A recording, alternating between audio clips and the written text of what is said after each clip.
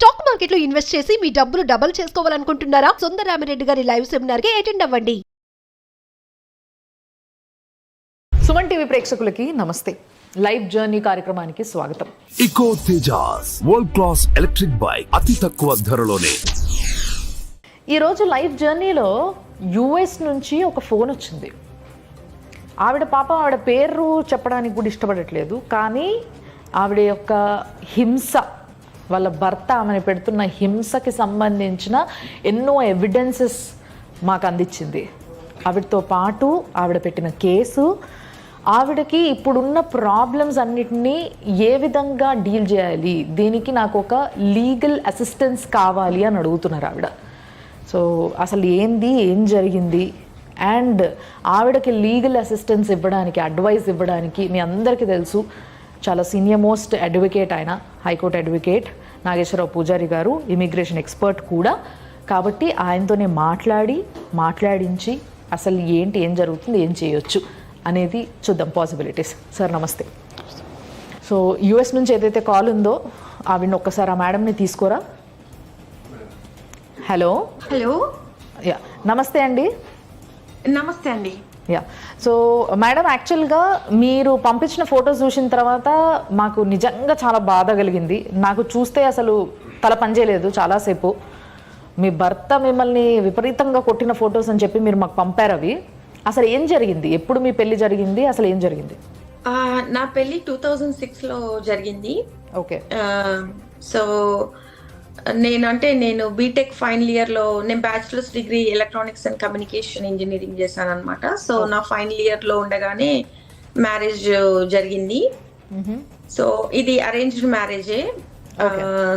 So marriage తర్వాత కూడా చాలా అబ్యూజివ్ గా, అంటే వాళ్ళ ఫ్యామిలీ మెంబర్స్ కానీ మా హస్బెండ్ కానీ చాలా అబ్యూజ్ చేయడము, ఎక్స్ట్రా డౌరీ కోసం హరాస్మెంట్స్ చేయడము, మా ఆడపడుచు, మా అత్తయ్య, మామయ్య మా హస్బెండ్ తో కొట్టి ఇట్లా. సో టూ మచ్ అబ్యూజివ్ అనమాట. ఓకే. సో అలా, అంటే అది నాకు పెళ్ళైన తర్వాత తెలిసింది. ఇంకొక సిచ్యువేషన్ ఏంటంటే, నాకు పెళ్లిలో మా హస్బెండ్ నాకు ఓన్లీ 5 years డిఫరెన్స్ అని చెప్పారు. సో పెళ్ళైన తర్వాత నాకు అది 10 years డిఫరెన్స్ అని తెలిసింది. అది వీసా పాస్పోర్ట్ లో నేను చూసాక. సో అది అలా కూడా మోసం చేశారు. సో తర్వాత ఏంటంటే, నన్ను పెళ్ళయ్యాక తను ఫస్ట్ యుఎస్కి వెళ్ళాడు, నన్ను ఒక 3 months లో తీసుకెళ్తానని చెప్పాడు. సో 3 months తర్వాత కూడా నాకు లైక్ ఇనిషియల్ గా కమ్యూనికేషన్ ఇచ్చాడు, కానీ తను ఇంకా కమ్యూనికేషన్ తగ్గించుకుంటూ వెళ్ళాడు. సో నేను అంటే కమ్యూనికేట్ చేయడానికి ట్రై చేశాను, కానీ తన ఫ్యామిలీ మెంబర్స్ కానీ తను కానీ ఎలాంటి కమ్యూనికేషన్ నాకు ఇవ్వలేదు. అలా 1 year, 2 years, 2.5 years కూడా నేను ఇండియాలోనే ఉన్నాను అనమాట. సో నేను ఒక అసిస్టెంట్ ప్రొఫెసర్ గా జాబ్ చేసుకుంటూ నేను ఇండియాలో ఉన్నాను మా పేరెంట్స్ దగ్గర. సో తర్వాత మా ఫ్యామిలీ మెంబర్స్ అందరూ కాంప్రమైజ్ వేలో వాళ్ళ ఫ్యామిలీ మెంబర్స్ తో ఇలా పెళ్లి అయిపోయింది, ఇంకా తీసుకెళ్లట్లేదు అని చెప్పేసి అలా వాళ్ళు ఫ్యామిలీ మెంబర్స్ అంతా కూర్చొని మాట్లాడితే మళ్ళీ కొంత ఎక్స్ట్రా అమౌంట్ మా ఫాదర్ దగ్గర నుంచి తీసుకొని అప్పుడు మళ్ళీ తను యుఎస్ కి తీసుకెళ్లాడు నన్ను. పెళ్ళైన తర్వాత 3 years కి తీసుకెళ్లారా మిమ్మల్ని? 2.5 years కి. పిల్లలున్నారా మీకు? ఉన్నారండి, ఇద్దరు పిల్లలు. వీళ్ళు ఎప్పుడు పుట్టారు? పాప వచ్చి 2009 లో పుట్టింది, బాబు వచ్చి 2015 లో పుట్టారు. సో మరి వెళ్ళిన తర్వాత ఎట్లుండే మీ హస్బెండ్ మీతోని? ఇనిషియల్ గా వెళ్ళినప్పుడు నాకు H4 డిపెండెంట్ వీసా కాబట్టి వర్క్ ఆథరైజేషన్ కూడా నాకు లేదు. సో అట్లా ఆ సిచ్యువేషన్స్ తోని నన్ను ఇంట్లోనే పెట్టేసి లాక్ చేసి వెళ్ళేవాడు. కమ్యూనికేషన్ కూడా ఎవరితో మాట్లాడనీయకుండా, ఫోన్ యాక్సెస్ కూడా ఇచ్చేవాడు కాదు. వాళ్ళ ఫ్యామిలీ మెంబర్స్ ఇంకా ఫోన్ లో కూడా వాళ్ళ సిస్టర్ గానీ వాళ్ళ ఫాదర్ మదర్ కూడా నన్ను హరాస్మెంట్స్ చేయడము, ఎక్కువ ఎక్స్ట్రా వాళ్ళు మిమ్మల్ని హరాస్ చేయడం అంటే ఏమనేవాళ్ళు? అంటే ఇంకో అమ్మాయిని పెళ్లి చేసుకుంటే మనకి ఎక్స్ట్రా డౌరీ వచ్చేది, అంటే ఇంకా మనకి చాలా తక్కువ అమౌంట్ వచ్చింది, అట్లా ఆ టైప్ లో వాళ్ళు అబ్యూజ్ చేయడము. సో ఆ సిచ్యువేషన్స్ తో నాకు కమ్యూనికేషన్, అంటే అట్లీస్ట్ మా పేరెంట్స్ తో కూడా నేను కమ్యూనికేట్ అయ్యేదాన్ని కాదు అలా. సో ఆ టైంలోనే, అంటే వెళ్ళాక 1 year కి పాప, అంటే 2009లో నాకు ప్రెగ్నెన్సీ వచ్చింది. ఓకే. సో అప్పుడు పాప డెలివరీ అప్పుడు నాకేంటంటే మా పేరెంట్స్ యుఎస్కి వస్తే అట్లీస్ట్ నాకు హెల్ప్ అవుతుంది అని నేను అనుకున్నాను అనమాట. అట్లా నేను మా హస్బెండ్ ని రిక్వెస్ట్ చేశాను వాళ్ళని అవాయిడ్ చేసి ఓన్లీ మా అత్తయ్య మామయ్య వాళ్ళే యుఎస్కి వచ్చారు అప్పుడు నా డెలివరీ అప్పుడు. మీరు ఎప్పుడైనా కూర్చోబెట్టి అడిగారా మీ హస్బెండ్ ని, ఏంటి ఎందుకు ఇట్లా లైఫ్ అంతా పాడు చేసుకోవడం ఎందుకు, మనం బాగుందాం, పిల్లలు పుట్టారు, మరి ఇదంతా ఎందుకు, నన్ను ఎందుకు ఇట్లా హరాస్ చేస్తాను? తను అసలు వినే సిచ్యువేషన్ ఉండదు. తను వాళ్ళ మదర్ గానీ వాళ్ళ ఫాదర్ వాళ్ళ సిస్టర్ ఏది చెప్తే అదే ఫాలో అవుతాడు. సో అట్లీస్ట్ వాళ్ళు నా బెడ్రూమ్ లో పడుకోవద్దంటే కూడా తను అలా పడుకోకుండా అంత వాళ్ళు చెప్పిన దానికి ఇంకా తను ఎప్పుడు అడ్డు చెప్పాడనమాట. ఎక్స్ట్రా డౌరీ కోసం గానీ మా హస్బెండ్ తో నన్ను కొట్టించడము అలాంటి సిచ్యువేషన్స్ తో ఏంటంటే పాప ప్రీమెచ్యూర్డ్ గా డెలివరీ అయింది. డెలివరీ డేట్ జనవరిలో ఇస్తే పాప డిసెంబర్ 1 రోజే డెలివరీ అయిందనమాట. అంటే నాకు మా హస్బెండ్ గాని మా అత్తయ్య మామయ్య ఫిజికల్ గా మెంటల్ గా నన్ను హరాస్ చేయడం వల్ల నేను హాస్పిటలైజ్డ్ అవ్వడము. సో పాప ఎట్లుంది ఇప్పుడు? పాప ఆటిజం, తను diagnosed with level 3 autism. So యాక్చువల్గా నేను మీరు పంపించిన వీడియోస్లో చూసిన ఏంటి అంటే మీ బాబున కొట్టేది మీ ఆయన బాబుని పాపని ఇద్దరిని కొట్టాడు. పాప పెద్ద పాప, అవును. సో వాళ్ళని కూడా కొడతాడా రెగ్యులర్ గా చిన్న ఉన్నప్పటి నుంచి? వాళ్ళని కూడా, ఎందుకంటే వాళ్ళకున్న ఆటిజము వాళ్ళ సో ఏమన్నా కొంచెము తనకి నచ్చదు బేసిక్ గా. వాళ్ళ ఫ్యామిలీస్ గానీ తనకి గానీ ఇలా పుట్టారు పిల్లలు, ఇంత ఆటిజం సివియర్ ఆటిజం ఉంది అని చెప్పి పిల్లల్ని ఎప్పుడు కూడా వాళ్ళు ప్రాపర్ గా కేర్ చేయరు. నాకు ఒక డౌట్, మీరు పిల్లల్ని కొట్టినప్పుడు కంప్లైంట్ ఇచ్చారా యుఎస్ లో? పిల్లల్ని కొట్టినప్పుడు కంప్లైంట్ అంటే నేను ఒకసారి ఏమైందంటే తను నన్ను పిల్లల్ని బాగా సివియర్ గా కొడుతున్నాడు. అది నైట్ అన్నమాట. అయితే ఏమైందంటే నేను 911 కాల్ చేశాను. సో ఆ సిచ్యువేషన్స్ తోని అప్పటికప్పుడు పోలీసులు వచ్చారు ఇంటికి. ఓకే. యుఎస్ లో పిల్లల జోలికి సొంత తల్లి తండ్రి వెళ్ళినా కూడా చట్టాలు చాలా బలంగా వాళ్ళ పైన యాక్షన్ తీసుకుంటాయి. ఇది మీకు తెలిసే ఉంటది. చెయ్యి ఎత్తి కొట్టాల్సిన అవసరం లేదు, జస్ట్ చెయ్యి ఎత్తి కళ్ళు పెద్దగా చేసినా కూడా వాళ్ళ పైన చాలా పెద్ద యాక్షన్ తీసుకుంటారు. సో అలాంటిది మీ పాప ఆటిజం స్టేజ్ 3 అన్నారు, ఇంకా అలాంటి పిల్లల జోలికి అసలే వెళ్ళొద్దు. అలాంటిది మరి మీ ఆయన అంతగా చేస్తున్నప్పుడు మీరు వీసా గురించి దీని గురించి ఆలోచిస్తూ ఎలా ఊరుకుంటున్నారో నాకు అర్థం కాలేదు. మరి తను ఏం చేశాడంటే నన్ను 2019లో మనము వెకేషన్ వెళ్దామని చెప్పేసి పిల్లలిద్దరిని కూడా నన్ను పిల్లల్ని ఇండియాకి తీసుకొచ్చాడు అనమాట. 1 month వెకేషన్ అని చెప్పి ఫ్లైట్ టికెట్లు బుక్ చేపించి ఇండియాకి తీసుకొచ్చాడు. సో అప్పుడు తను ఒక్కడే వెళ్ళడానికి ప్లాన్ చేశాడు. నన్ను పిల్లల్ని ఇండియాలో వదిలేసి అంటే మా అమ్మ వాళ్ళ దగ్గర వదిలేసి తను ఒక్కడే వెళ్ళడానికి ప్లాన్ చేశాడు.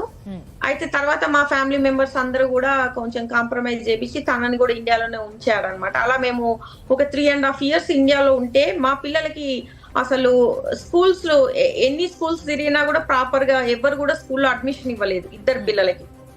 అట్లా ఏంటంటే పిల్లలకి స్కూలింగ్ లేక ఇద్దరు పిల్లలు 3.5 years ఇంట్లోనే ఉండి చాలా డిలేస్ వచ్చాయి పిల్లలకి. స్పీచ్ డిలే గానీ ఇంకా ఇతర పిల్లలతోని అంటే కమ్యూనికేషన్ లేకుండా. సో అందుకని ఏంటంటే ఆ సిచ్యువేషన్స్ తోని మళ్ళీ బ్యాక్ వచ్చామన్నమాట. అట్లీస్ట్ యుఎస్ కి వస్తే ఏంటంటే ఇక్కడ పిల్లలకి అట్లీస్ట్ స్కూలింగ్ ఉంటది, ప్రాపర్ థెరపీస్ ఉంటాయి. ఇండియాతో పోల్చుకుంటే ఏంటంటే పిల్లల లైఫ్ ఇక్కడ బాగుంటది అన్న ఉద్దేశంతో బ్యాక్ వచ్చాము. ఇప్పుడు ఒకవేళ నేను తన మీద కంప్లైంట్ ఇచ్చి తన వీసా ప్రాబ్లం అయ్యి మళ్ళీ మేము ఇండియాకి వచ్చే సిచ్యువేషన్ వచ్చింది అంటే ఇక్కడికి వస్తే పిల్లలకి ప్రాపర్ లైఫ్ కేర్ ఉండదు అన్న ఉద్దేశంతోని ఏదో ఒక రకంగా పిల్లల్ని ఇక్కడ కనీసము స్కూలింగ్ కోసము వాళ్ళ కెరియర్ కోసము అని చెప్పి అలా ఆ సిచ్యువేషన్స్ తో నేను పోలీసులు వచ్చాక నేను ఎక్కువగా ఏం మాట్లాడలేదు పోలీసులతో.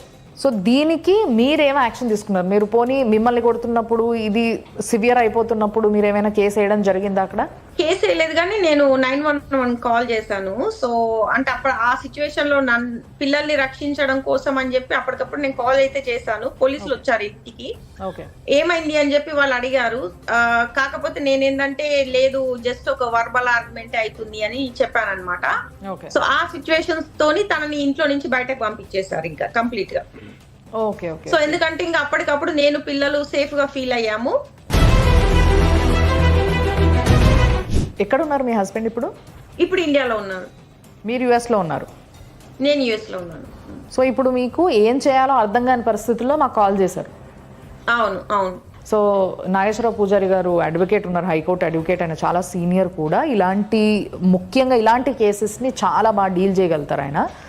సో ఆయనతో మీరు మాట్లాడచ్చు ఒక్కసారి. హస్బెండ్ ఇక్కడ ఉన్నాడు ప్రస్తుతానికి, బట్ ఆవిడ భయపడుతున్నది దేనికి అని అంటే, ఒకవేళ ఆయన పైన ఏదైనా కేసు వేయాలన్నా కూడా మళ్ళీ ఆయన పైన డిపెండెంట్గా ఆమె ఉంది కాబట్టి పిల్లల ఫ్యూచర్ పాడైపోతుందేమో, తిరిగి ఇండియాకి వచ్చేస్తే ఇక్కడ వాళ్ళు అక్కడ పుట్టిన పిల్లలు కాబట్టి, అక్కడి సిటిజన్స్ కాబట్టి అక్కడే ఉండేలాగా నేనేమైనా చెయ్యొచ్చా ఆయన పైన కంప్లైంట్ చేస్తూ అనేది ఆవిడ క్వశ్చన్ మెయిన్గా. ఇప్పుడు ఆయన ఇండియాకి వచ్చి ఎన్ని రోజులు అయిందమ్మా? ఆయన ఇండియాకి వచ్చి 4 months అవుతుంది. 4 months అవుతుంది. So according to you is working ఇక ఖాళీ ఉన్నారా? అది నాకు తెలియదు, వర్క్ చేస్తున్నాడా లేదా అని. ఓకే.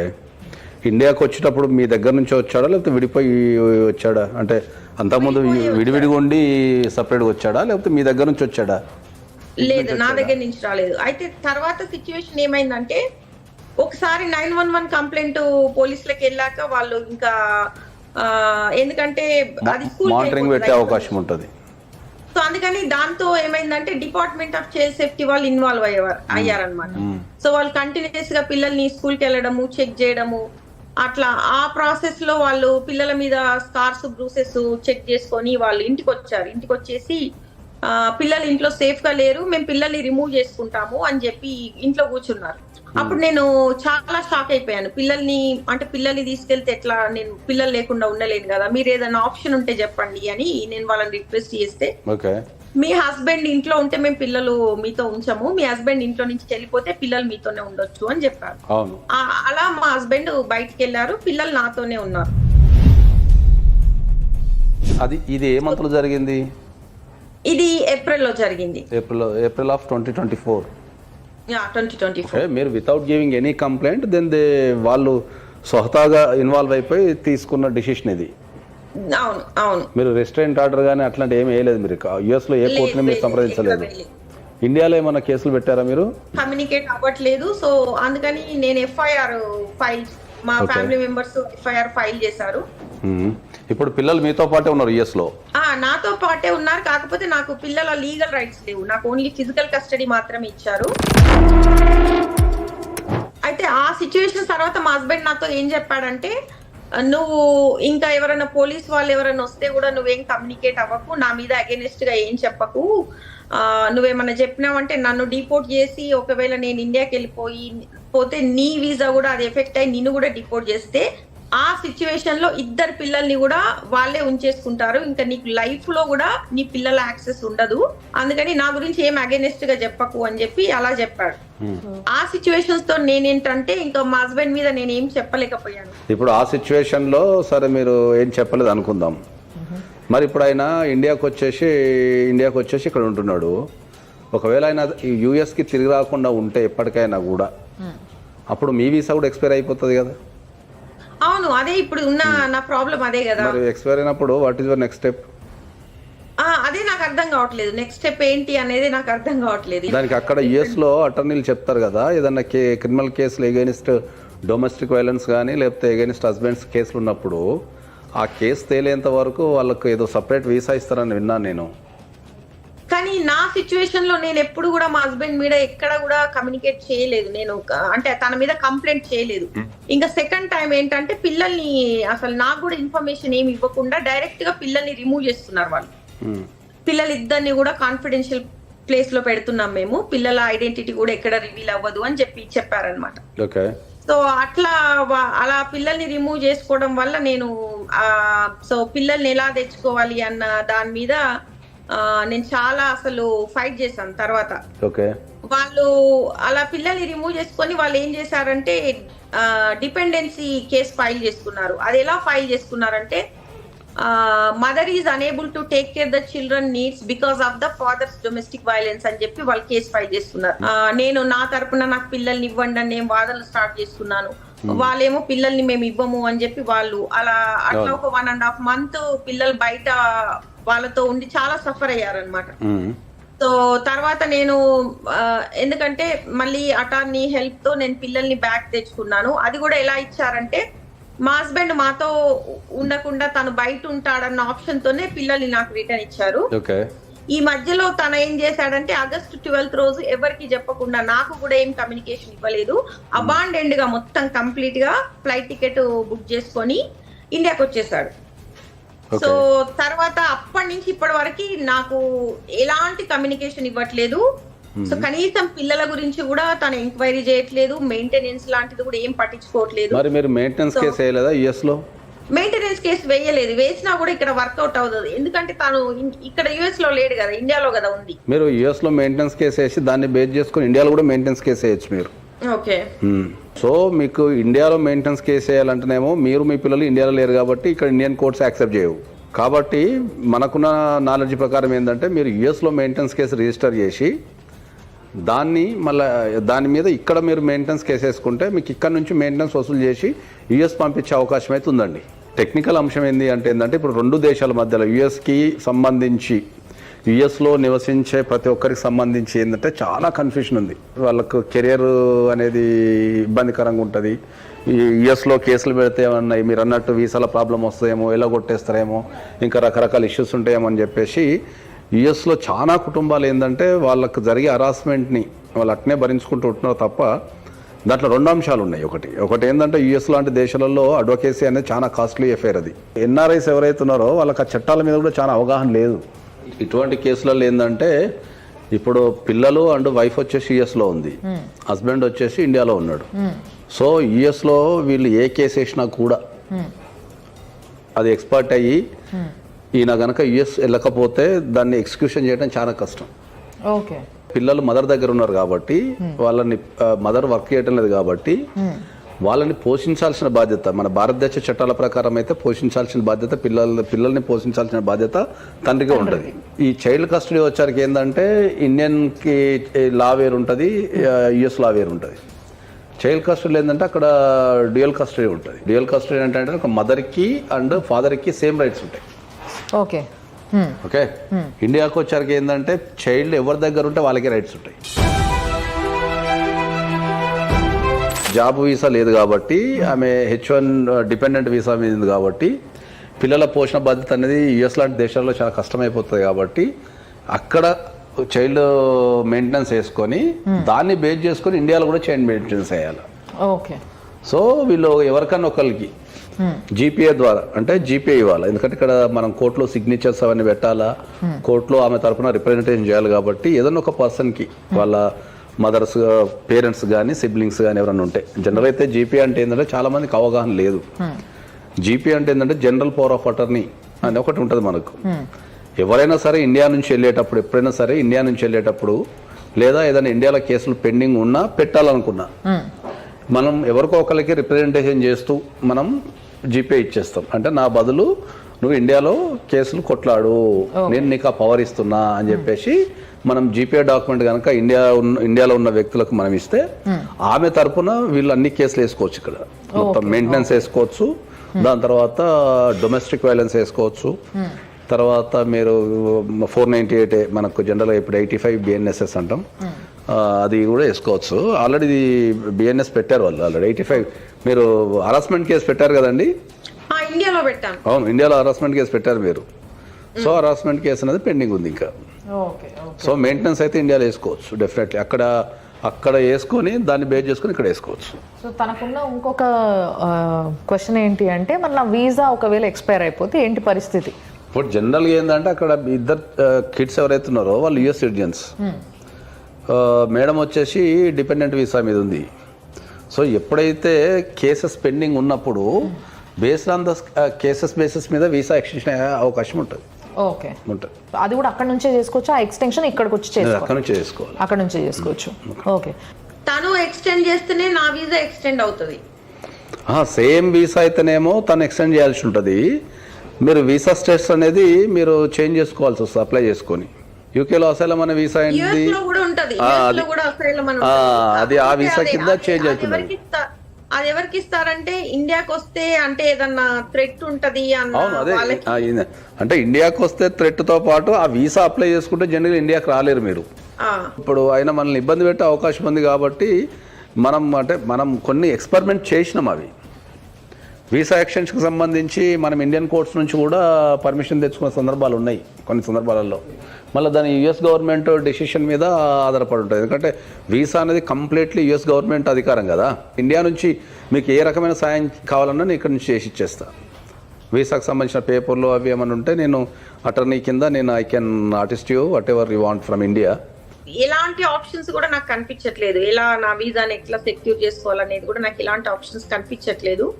ఇంకొక సిచ్యువేషన్ ఏంటంటే రీసెంట్ గా మా హస్బెండ్ నాకు డివోర్స్ నోటీసెస్ పంపాడు. మా మదర్ వాళ్ళ అంటే మా అమ్మ వాళ్ళ ప్లేస్ కి. చట్టపరంగా అయితేనే రెస్పాండ్ అవుతున్నాడు మీకు. ఇప్పుడు మీరు పెట్టిన 490 కేసులో పోలీస్ వాళ్ళ ముందు అటెండ్ అయ్యారా? లేదు, పోలీసుల ముందుకు రావట్లేదు తను ఒక అడ్వకేట్ పంపుతున్నాడు. తను అసలు కమ్యూనికేట్ అవ్వట్లేదు. అంటే 2 సార్లు పిలిచారు పోలీసులు, కానీ తను అపియరెన్స్ ఇవ్వట్లేదు పోలీసుల ముందు. లేదు, ఒకవేళ అపియరెన్స్ చేయకపోతే అరెస్ట్ చేసే అధికారం పోలీసు వాళ్ళకు ఉంటుంది. ఇప్పుడు జనరల్గా ఏంటంటే మనకు 498 అనేది ఏంటంటే అది క్రిమినల్ ప్రొసీడింగ్స్ కిందకి వస్తుంది. సిఆర్పిసి ఏం చెప్తుంది అంటే ఏంటంటే అఫెన్స్ ఎక్కడ జరిగితే అక్కడ కంప్లైంట్ ఇవ్వమని చెప్తుంది. దట్ ఈస్ దట్ చట్టంలో చెప్పే ప్రొవిజన్ అది. కానీ when it comes to the 498కి వచ్చినప్పుడు ఏంటంటే అఫెన్స్ జరిగిన ప్లేసే కాకుండా దాన్ని కంటిన్యూస్ అఫెన్స్ అంటారు.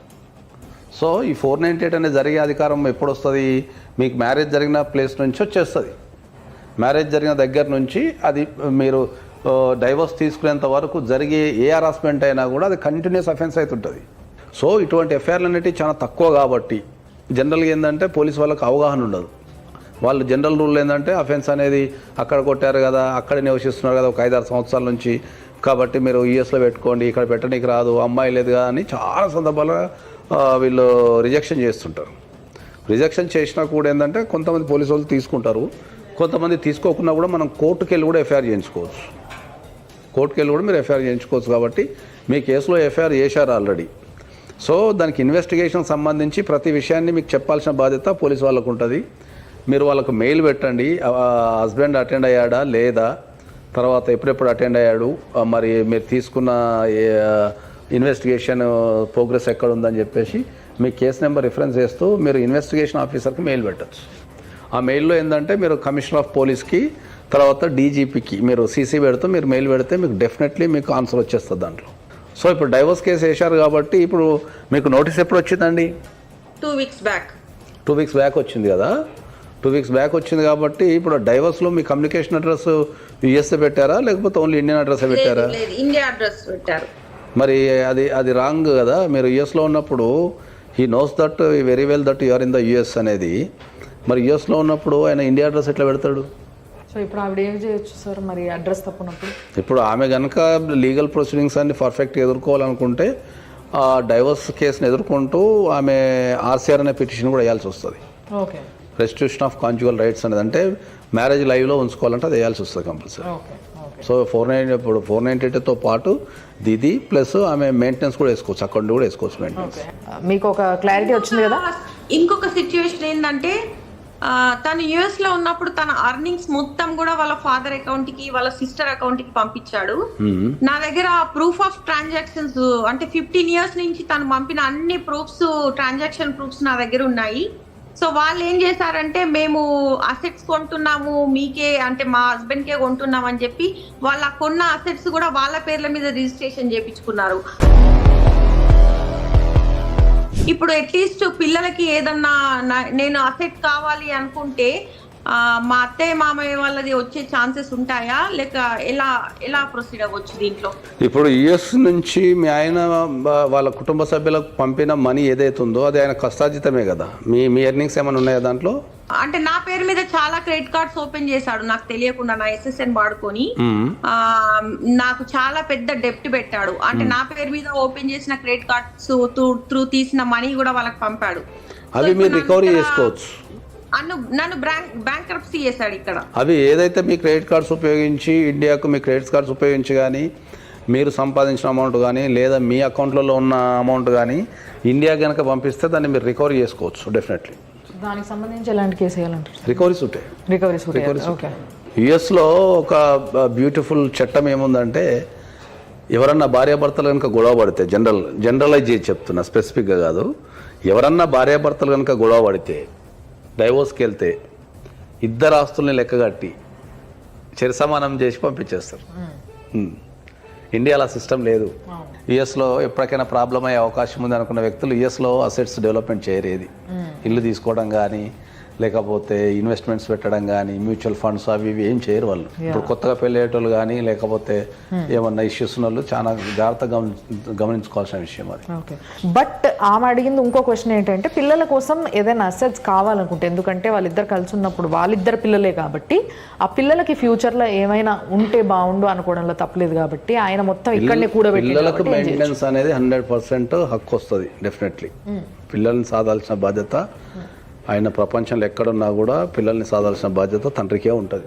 అండ్ వాళ్ళ ఇంట్లో పైన ఎవరైతే వాళ్ళ అత్త మామ వాళ్ళ ఆడబిడ్డ ఉన్నారో వాళ్ళు కూడా హెరాస్ చేసిండ్రు అండ్ వాళ్ళ పేరు పైన ఆస్తులు పెట్టుకున్నారు, ఈయన పైసలు పంపిస్తాయని చెప్తున్నారు ఆవిడ. ఈయన పైసలు పంపించి వాళ్ళ పేరు మీద కనుక ఆస్తులు అనుకుంటే పిల్లలు వేసుకునే హక్కు ఉంటుంది. ఓకే. పిల్లలు వేసుకోవచ్చు, ఎందుకంటే అది తండ్రి కష్టార్జితం కాబట్టి వేసుకోవచ్చు. కానీ ఇక్కడ కాన్ఫ్లిక్ట్ ఏంటంటే, జనరల్ రూల్ ఏంటంటే సెల్ఫ్ అక్వైర్డ్ సంపాదన కదా, నేను ఎవరికైనా ఇచ్చుకుంటా అనే అధికారం కూడా తండ్రికి ఉంటుంది. కాకపోతే వీళ్ళు వేసి పెట్టుకుంటే, కేసు వేసి పెట్టుకుంటే మీకు ఫ్యూచర్లో వచ్చే అవకాశం ఉంటుంది. ఒక కేసులో మనం ఏం చేసినామంటే, కంప్లీట్ ఫండ్స్ యుఎస్ నుంచి ఇండియాకి వచ్చి వాళ్ళ పేరెంట్స్ మీద ఆస్తులు కొన్నారు. కొన్నప్పుడు ఏం చేసినామంటే, even though it is a self acquired property, ఆయన మిస్యూజ్ చేయాలనే మైండ్తోని, మేము క్లెయిమ్ చేసుకుంటామనే మైండ్తోని వేరే వాళ్ళకి పెట్టారు కాబట్టి, తల్లిదండ్రుల మీద ఇన్వెస్ట్మెంట్ చేశారు కాబట్టి, దాన్ని నా రైట్ తేలేంత వరకు, కోర్టు నా రైట్ ఏదో చెప్పేంత వరకు, అంటే నాకు ఆస్తులో వాటా ఉందా లేదా అని చెప్పేంత వరకు ఆ ఆస్తులు అమ్మనికి లేదు అని చెప్పేసి మనం కేసు వేసినాం. ఇప్పుడు పేరు మీద ఆస్తులుండి మళ్ళీ అవి ట్రాన్స్ఫర్ చేస్తే ఒక రకమైన చట్టాలు వర్తిస్తాయి. మొత్తానికి లేవు కదా అన్నది క్రియేట్ చేయాలనే ఉద్దేశంతో వాళ్ళ పేరు మీద ఏ రకమైన ఆస్తులు పెట్టుకోకుండా వాళ్ళు బతకడానికి కావాల్సింది మాత్రమే పెట్టేసుకొని మిగతా అన్ని వాళ్ళ సిస్టర్స్ పేరు మీదనో లేకపోతే ఇతర వ్యక్తుల పేరు మీద పెట్టేసుకొని ఫాదర్ మీద పెట్టుకొని కోర్టు నుంచి తెలుగు తప్పించుకుందామని చూస్తుంటారు. సో అప్పుడు చైల్డ్ రైట్స్ వైలేషన్ అయితే కాబట్టి వాళ్ళు then they can approach the civil court based on the Indian assets. Solid proof కనుక, పర్ఫెక్ట్ ప్రూఫ్ కనుకుంటే దాన్ని స్టే కూడా తెచ్చుకోవచ్చు మనం. సో అది ఒక రకమైన డిస్ప్యూటెడ్ ప్రాపర్టీ అయిపోతుంది కాబట్టి దాని నుంచి ఏమన్నా సెటిల్మెంట్ అనే అవుట్కమ్ వచ్చే అవకాశం ఉంటుంది. మీ ఏదైతే జనరల్ పవర్ ఆఫ్ అటార్నీ ఉంటుందో అది ఎవరికన్నా ఇక్కడ ఉన్న వాళ్ళకి ఫస్ట్ ఇచ్చి దాని నుంచి మీరు ఏం చేయొచ్చు అంటే, ఏ కేసు అయినా వాళ్ళ ద్వారా వేయించుకోవచ్చు. మీరు ఏ కేసు అయినా వాళ్ళ ద్వారా వేయించుకోవచ్చు. ఈ పర్టికులర్ అసెట్స్ సంబంధించింది కానీ లేకపోతే రికవరీకి సంబంధించింది కానీ, మీరు డొమెస్టిక్ వైలెన్స్ కావచ్చు, ఆర్సీఆర్ కావచ్చు, ఇప్పుడు డైవర్స్ కావచ్చు, మెయింటెనెన్స్ కావచ్చు, ఇంకా మీరు ఏ రకమైన కేసులు కూడా మీరు వేసుకోవచ్చు. Thank you so much. Thanks అండి. Thank you for approaching us. So sir, ఇవాళ అసలు చాలా డిఫరెంట్ కేసు, చాలా డిఫరెంట్గా రెండు దేశాల మధ్యలో కేసు అది. సో చాలా మంది చాలా మంది ఉండిపోయారు యుఎస్ లో. అండ్ ఈ డౌట్ చాలా మందికి ఉంటుంది, అమ్మా ఇప్పుడు నేను ఆయన పైన డిపెండెంట్ వచ్చిన కాబట్టి మళ్ళీ నాకు ఏమైనా వీసా ప్రాబ్లం అవుతుందేమో అని. సో దానికి కూడా కావాల్సిన క్లారిటీ మీరు ఇచ్చారు. సో చాలా మందికి ఆన్సర్ ఇచ్చినట్టే దీనివల్ల. సో యుఎస్లో ఉన్న ప్రతి ఒక్కరూ ఈ లీగల్ నాలెడ్జ్ కోసం మాత్రం డెఫినెట్గా ఈ ప్రోగ్రామ్ చూడాల్సిందే అని నాకు అనిపించింది మీరు చెప్పిన దాన్ని బట్టి. Thanks a lot for that. So thank you so much sir. మళ్ళీ కలుద్దాం. సో చూసిండ్రు కదా, యుఎస్ నుంచి ఒక ఆమె మన దాకా వచ్చిందంటే, ఒక ఆడపిల్లకి బేసిక్గా పెళ్ళైన తర్వాత భర్తనే అన్నీ అనుకుంటుంది. ఆయనని నమ్మి ఎక్కడికి తీసుకుపోతే ఈ ప్రపంచంలో అక్కడికి వెళ్ళిపోతుంది చేపట్టుకొని. అలాంటి ఆమెని తీసుకుపోయి ఇట్లా మొత్తం ఎటు కాకుండా వేసేసి పిల్లల్ని ఆగం పట్టించి కొట్టి, అసలు ఆమెను కొట్టిన విజువల్స్ చూస్తే అయితే ఎవరి గుండె అయినా తరుక్కుపోతుంది నిజంగా. సో ఈ విధంగా అన్యాయం చేయడం వల్ల చెప్తున్నా కదా, మొత్తం అందరి జీవితాలు రూనైపోతాయి. అండ్ ఎవరైతే చేసిండ్రో డెఫినెట్గా వాళ్ళకి శిక్ష అయితే పడి తీరుతుంది. కొంచెం ముందో వెనకనో సుఖపడేంత అవకాశం అయితే ఉండదు. పోనీ ఆమెను వదిలేసి వచ్చి ఆమెను హింస పెట్టేసినాం గతం అనుకొని ఇక్కడ హ్యాపీగా ఉండలేరు. సో దయచేసి ఆడవాళ్ళనే కాదు, కొంతమంది ఆడవాళ్ళు మగవాళ్ళని కూడా వాళ్ళపైన డిపెండెంట్ వీసా తీసుకొని మరి యూఎస్కి తీసుకెళ్లే వాళ్ళు కూడా చాలామంది ఉన్నారు ఈ రోజులలో, సమానంగా నడుస్తున్న కాలం కాబట్టి. సో ఎవరైనా కానీ ఈ విధంగా ఇబ్బంది పెట్టుకొని మీ లైఫ్ని పాడు చేసుకుంటుంటే అందరూ చూస్తూ కూర్చోడానికి ఎవరు ఇదిగా లేరు ఇక్కడ. కాబట్టి దయచేసి ఇలాంటివి చేయకండి. ఒకవేళ ఇలాంటివి జరిగినాయి కానీ మేము బయటికి రాలేకపోతున్నాం, ఏం చేయాలనో అర్థమైతలేదు అనే పరిస్థితులు ఉంటే మాత్రం ఈరోజు మన ఎపిసోడ్లో, మన లైఫ్ జర్నీ ఎపిసోడ్లో నిజంగా ప్రాక్టికల్గా ఒక కేసు రావడం వల్ల ఈ అవకాశం మాకు దక్కింది. దానికి సంబంధించి ఏమేం చేయాలి, ఏం చేయొచ్చు అనేది మన అడ్వకేట్ గారు నీట్గా ఎక్స్ప్లెయిన్ చేయడం జరిగింది. కాబట్టి తప్పకుండా ఇది చాలామందికి హెల్ప్ఫుల్గా ఉంటుంది. చూస్తూనే ఉండండి.